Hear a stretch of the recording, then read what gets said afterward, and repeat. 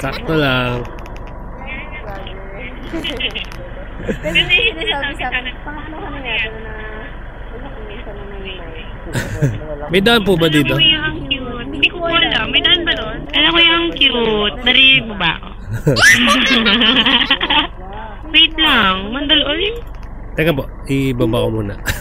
Na-stand pa eh. Kaya ko yung kuya, huwag mo kami Pinamalit ko. Yung humor ko lumalabas, wala pa ako tulog ah. Alam ko yung vlogger ka nga. Sarot lang. Like me later. Alam, ang cute.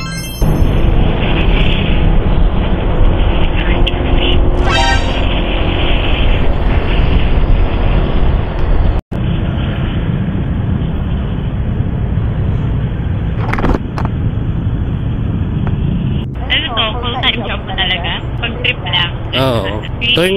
Tuwing gabi talaga ako bumabiyahe.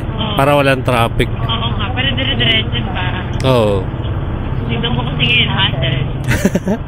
Kaya sakto. Pagkabulan ka sa mga nag-work. Sakto yung ano, yung Marikina kasi ang daan ko, Fairview pa uwi eh.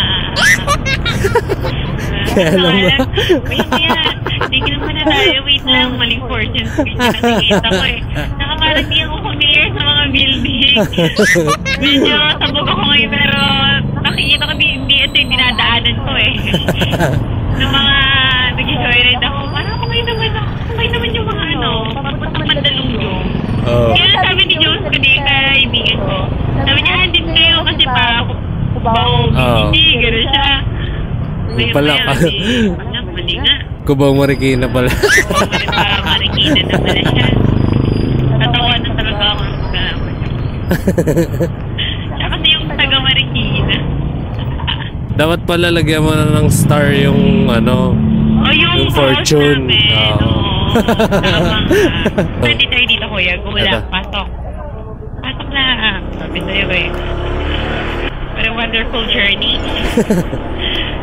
What a wonderful journey talaga naman. Joyride talaga. Diyan dito lang po siya. Diyan sa may motor lang. Tama. Nahanap ako ng pamilya ko eh. Pupunta pa ako ng Marikina. Maling fortune pa yung pupuntahan ko. Sorry kuya ha. Okay lang. Thank you. Mga toy, pauwi na sana tayo kaya lang nagkamali ng booking si ate. Marikina, Taguig pala dapat. Ayun, napunta tayo ng Taguig.